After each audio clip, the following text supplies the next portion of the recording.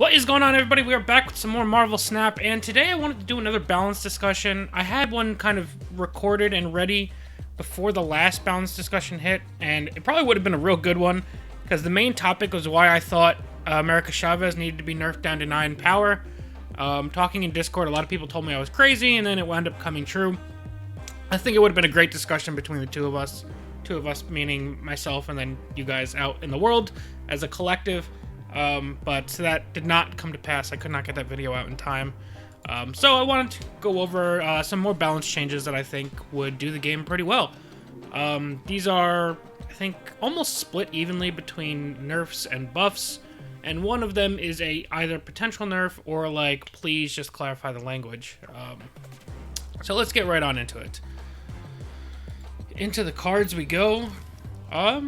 I'm looking at my list now, and I realize it's a lot of like 2 and 3 costs, and that's not really intentional. But I guess that's just how the chips fell. So the first one that we're going to talk about is the Collector.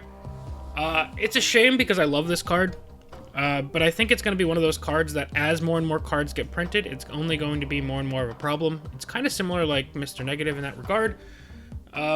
Not that I think this card is necessarily overpowered at the moment.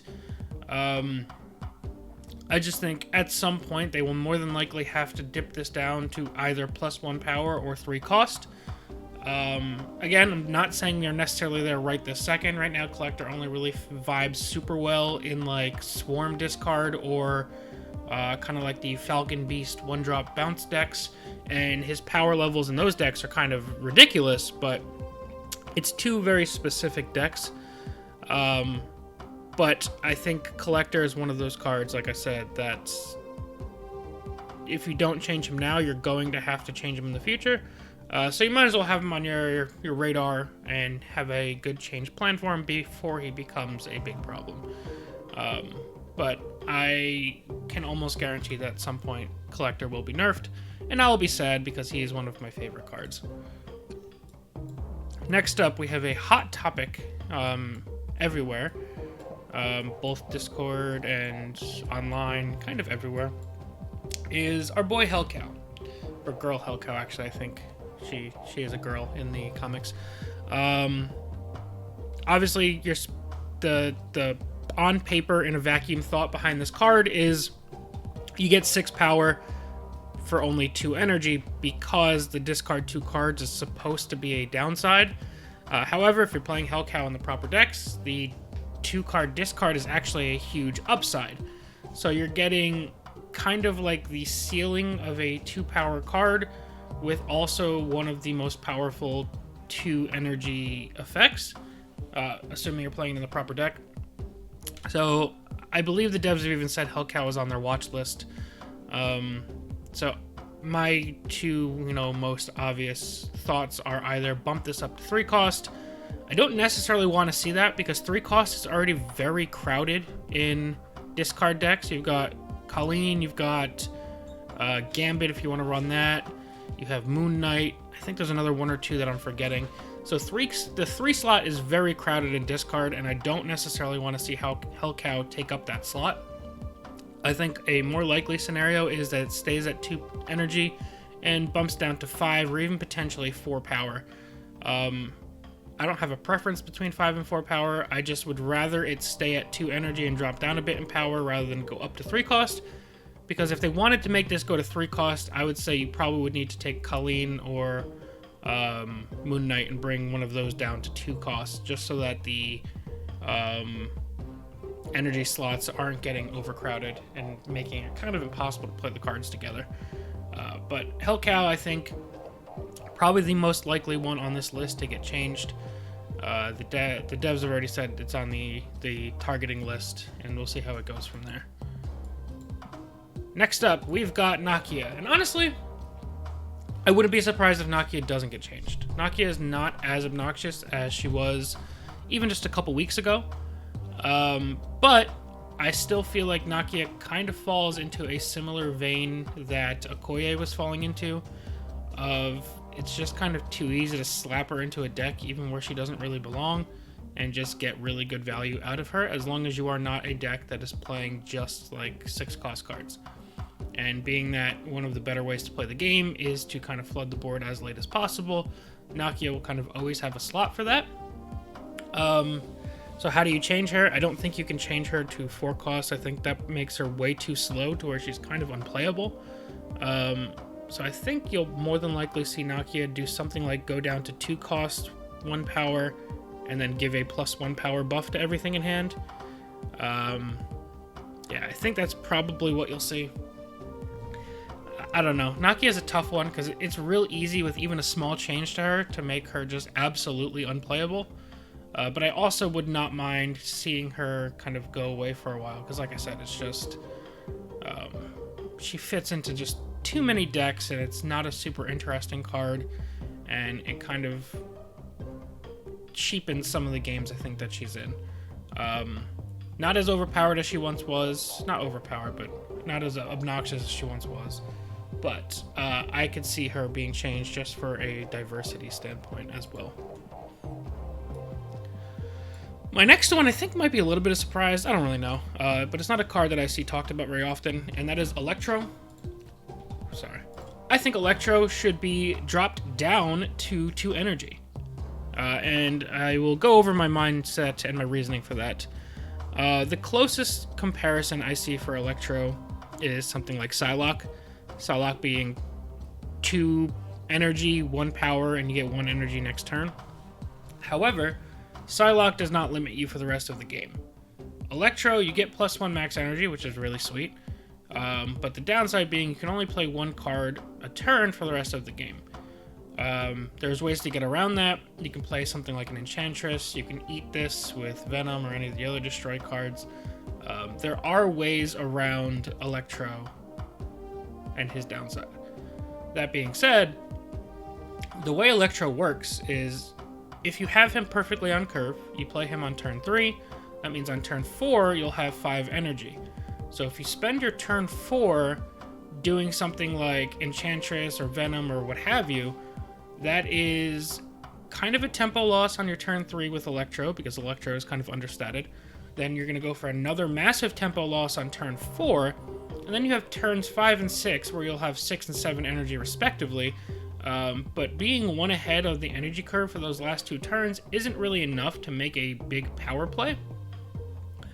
So my argument would be make Electro 2 cost, and then his 1 card a turn for the rest of the game would be still a very limiting factor, but it would be something livable.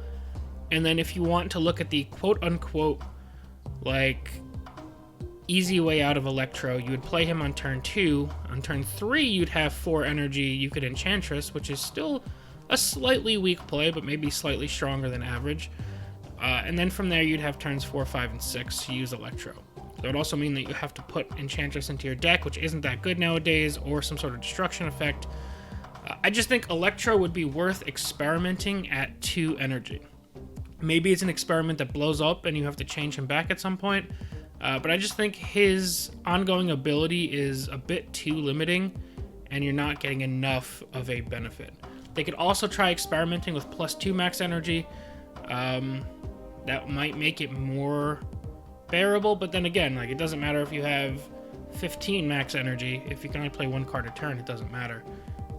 So I think Electro is primed for at least an experimental buff. We're still in beta, so if 2 energy is way too good, you change them back pretty quickly. But this is the kind of time to experiment with things like that. Next up, where are you? We are looking for 2 different cards. The first is Wong. Now, before you go jumping down my throat, I don't want Wong nerfed. Wong is the most fun card in the game. I want one of 2 things to happen. Either A, so let me, I guess, clarify a little bit first. Right now, Wong, if you play him in a particular order with Onslaught, or if you play Wong on Onslaught Citadel, Wong will go from Unreveal happening twice to 4 times. Now, that's kind of where my issue lies. I'm not saying that that's too good, because getting that perfect Wong Onslaught setup is very difficult to do, and it's very rewarding when you do it. I think it's one of those cool things to have in the game for like those perfect god scenarios. However, the way this text is written on Wong does not give the inclination that doubling this would do anything. It's because what I mean by that is Onslaught and Onslaught Citadel say your ongoing effects are doubled. So unless there is an inherent assumption that all words and numbers inside of that effect will then be doubled, I don't think that it is that clear that that is the way the effect works. Because when I read this, I see your on-reveal abilities happen twice. So even if you double that text on him and he has the words your on-reveal abilities on this location happen twice, it still has the word hard written twice, which means no matter how many times you double it, triple it, it still should only happen twice. If he had an ongoing ability that said your on-reveal abilities at this location happen an extra time, then I feel like it would be more clear that the Onslaught and Onslaught Citadel abilities would actually double this. So what I'm asking for is either A, make those interactions not happen. I don't prefer that. I'd rather them not do that. Or B, rewrite Wong's effect to something along the lines of your on-reveal abilities at this location happen an extra time, so that it's much more clear that those two interactions should work together. I don't consider that a nerf or a buff as much as it is language clarity. But if they were to change it to where Onslaught and Onslaught Citadel did not work with Wong, then it would be a nerf, which is why I wanted to include it in this video.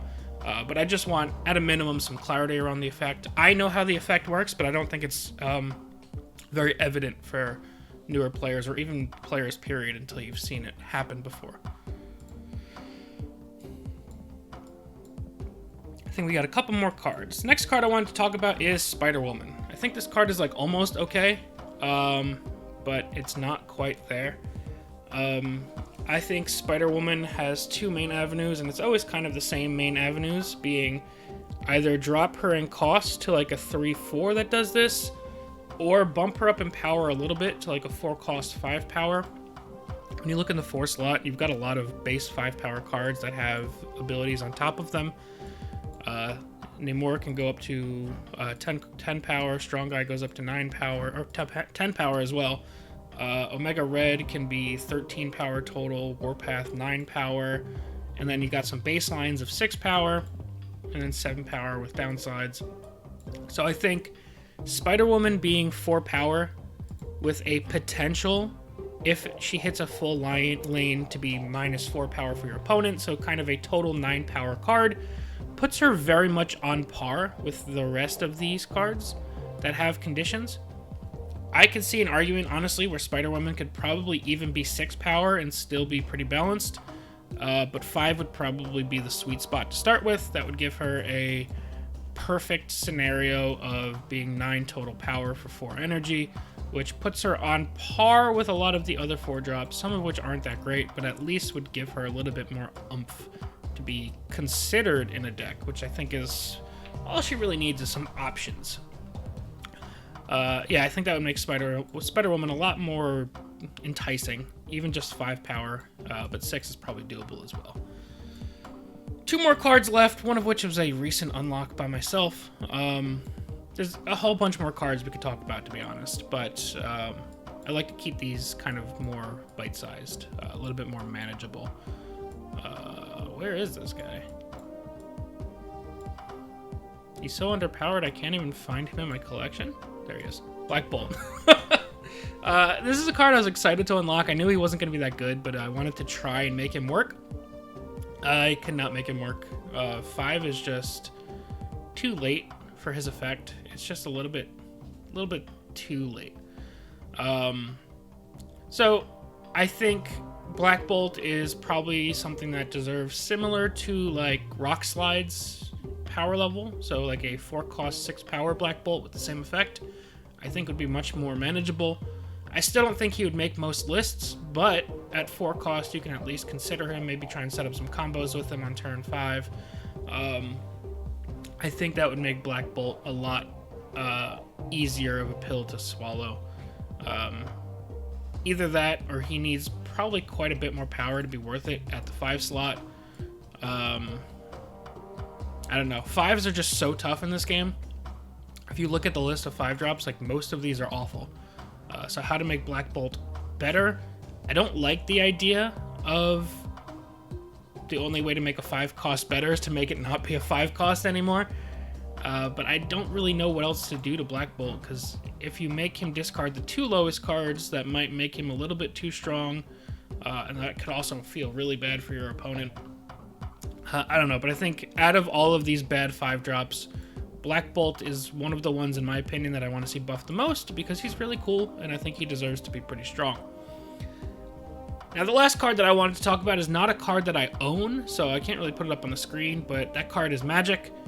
That is the card that has an on-reveal ability that changes a location to be Limbo, which then adds a turn 7 to the game.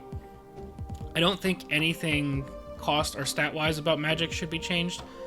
I think it should be a mechanical change. What I mean by that is I don't think you should be able to drop Magic on turn 6 and then have it extend the game.